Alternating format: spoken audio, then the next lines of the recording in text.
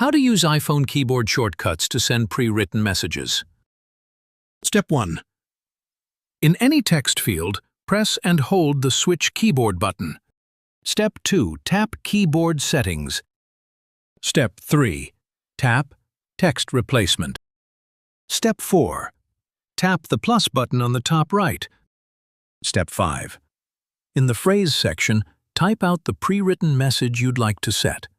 Perhaps something like, "Driving, call in a sec," or "Thanks so much. I'll look this over and get back to you." Step 6.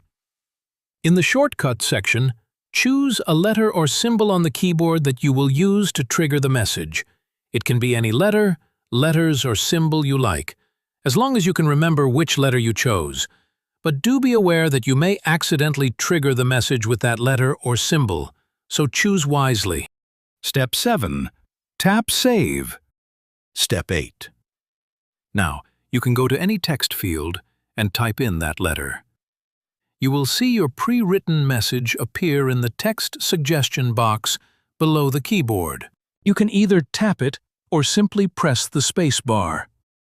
Step 9. Press Send to send your message. It's that simple.